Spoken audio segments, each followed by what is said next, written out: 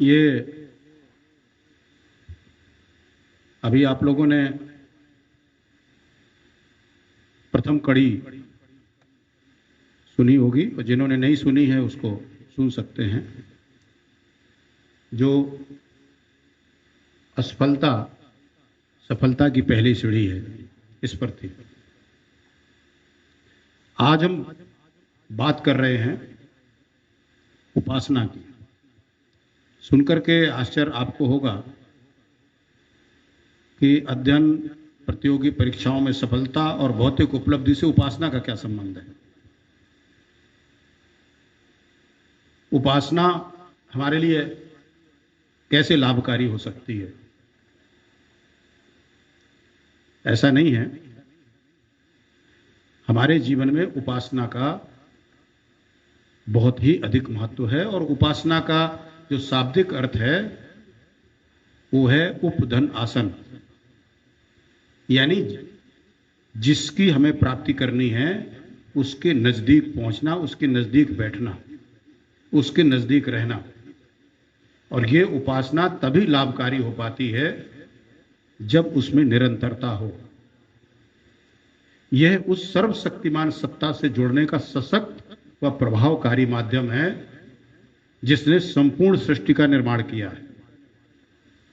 उपासना के माध्यम से ही हमारा सर्वांगीण विकास सुनिश्चित हो सकता है।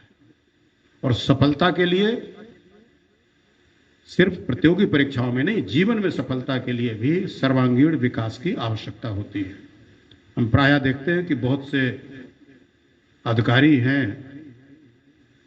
जो सफल तो हो गए हैं, बड़ा पद प्राप्त कर गए हैं, आईएएस आईपीएस हो गए हैं, आईएफएस हो गए हैं, लेकिन उनके व्यक्तित्व का जो सर्वांगीण विकास नहीं हुआ है, उसके कारण समाज में वो आदर के पात्र नहीं बन पाते और कई जगह तो हंसी के पात्र बनते हैं। और बहुत से तो ऐसे आचरण होते हैं जो उनके भ्रष्टाचार और कलुषित व्यवहार के कारण, आचरण के कारण वो जेल की हवा भी खाते हैं। हम प्रायः उपासना को सोचते हैं कि ये एक ईश्वर की एक प्रकार की प्रार्थना है, लेकिन ऐसा नहीं है। प्रार्थना निहित है इसमें, लेकिन ये मात्र प्रार्थना नहीं है, बल्कि हमारे कर्मों के माध्यम से भी उपासना संभव है। अब आपको ये समझ में आ रहा होगा कि हम उपासना को इससे क्यों जोड़ रहे हैं। ये जो उपासना है ये सिर्फ मात्र मूर्ति या चित्र के सामने बैठ करके प्रार्थना करना नहीं है। हम अपने कर्मों के माध्यम से भी उपासना कर सकते हैं।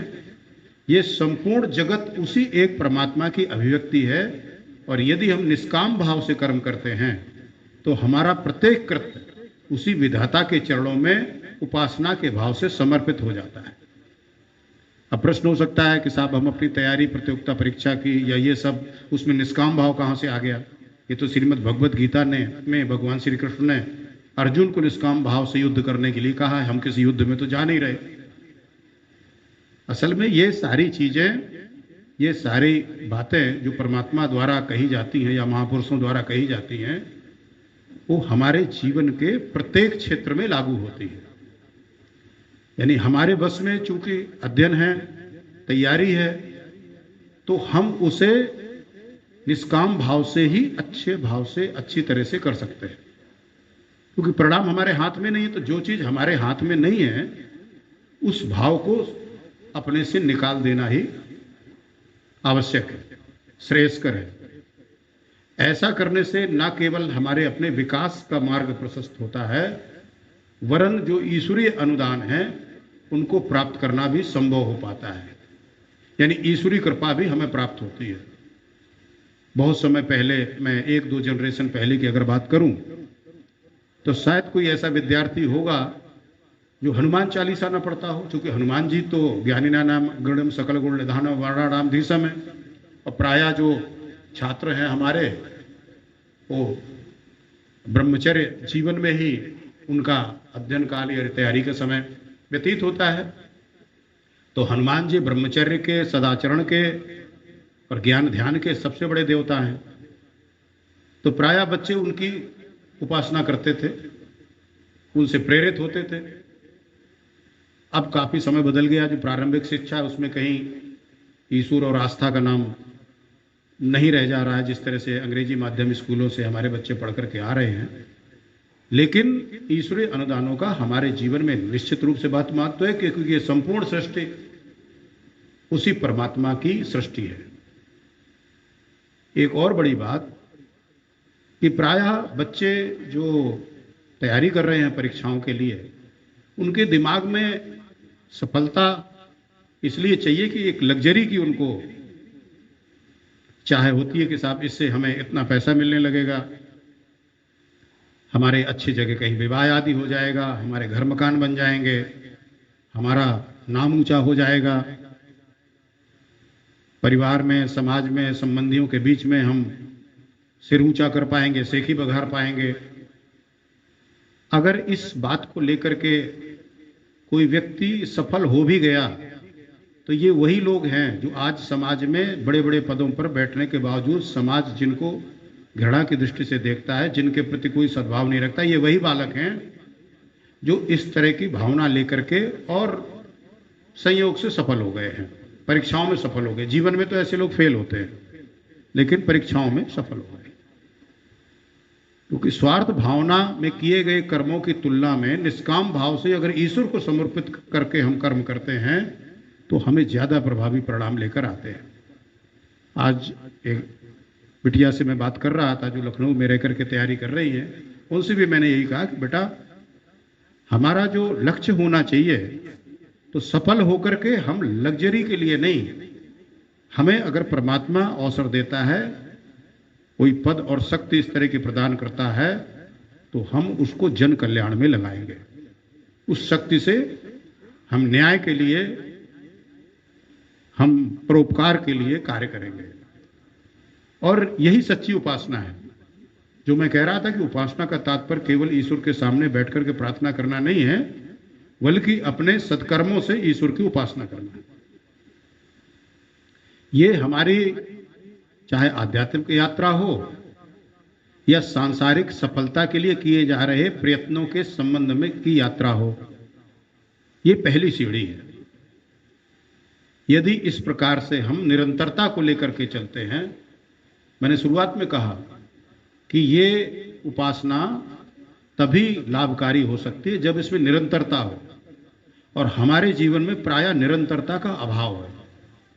हम कोई कार्य शुरू करते हैं बड़े जोश खरोश से, कहीं से मोटिवेट होकर के, कहीं से कुछ पढ़ करके, किसी संत महात्मा को सुन करके या किसी मित्र यार से अनुभव लेकर के, और वो जोश खरोश धीरे धीरे करके कम होता जाता है। कभी एक दिन, कभी एक सप्ताह, फिर कोई ना कोई हम ही बहाना ढूंढ करके हम उसको कम कर लेते हैं कि आज तो हम थके हुए हैं, आज तो ऐसा है, आज तो वैसा है, आज तो वहाँ से आ रहे हैं, आज तो हमारी तबीयत ऐसा कर रही है।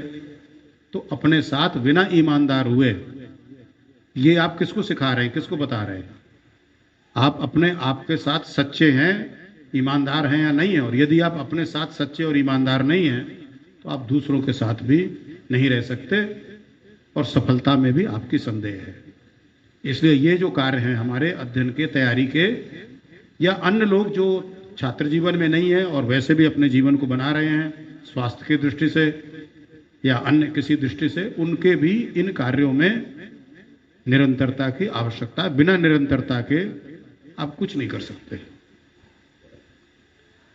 उपासना उस सर्वशक्तिमान दैवी चेतना से जुड़ने का वो सशक्त माध्यम है कि जिसके माध्यम से व्यक्ति आध्यात्मिक विभूतियों के साथ साथ संपदाओं का भी अधिकारी बन जाता है। संपदा क्या है?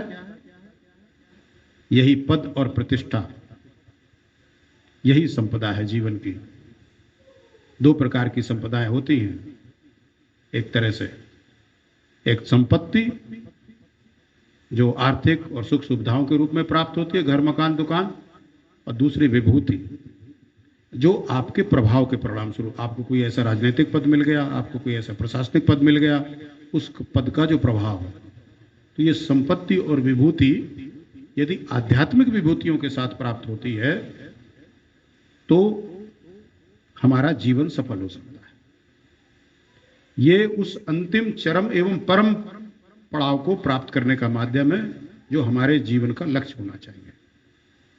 इसको प्राप्त करने के बाद इस संसार में आप सांसारिक वस्तुओं तो छोड़िए, कुछ भी प्राप्त करना शेष नहीं रह जाता है।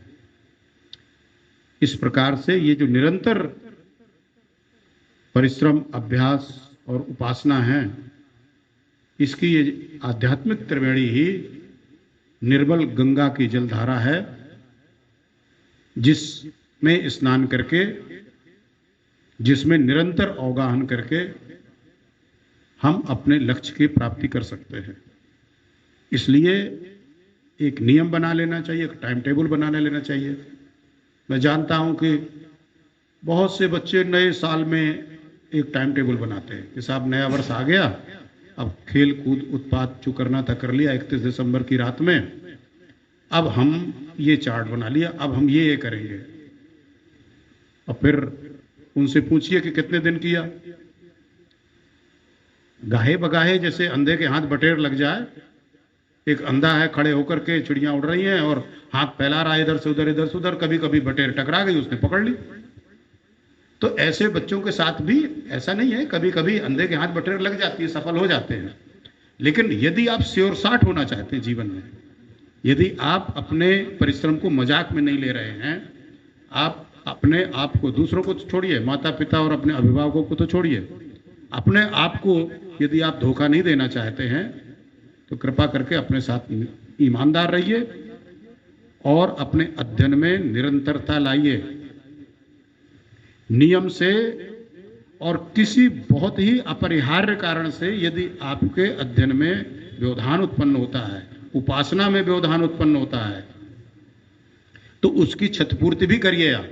आप नोट करिए कि आपके 4 घंटे बर्बाद हुए, 10 घंटे बर्बाद हुए, 2 दिन बर्बाद हुए।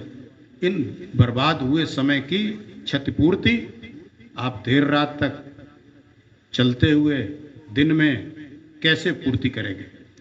यदि आपने ये संकल्प दृढ़ कर लिया और आज से आप शुरुआत करते हैं, तो ये गारंटी है, ईश्वर पर विश्वास रखते हुए, जैसा मैंने बताया कि अपने लक्ष्य को उच्च कोटि का रखते हुए और ईमानदारी के साथ। ये नहीं कि हम कह दिए कि साहब हम अगर सफल हो जाएंगे तो जन कल्याण के कार्य करेंगे, अपने पद का कभी कोई दुरुपयोग नहीं करेंगे।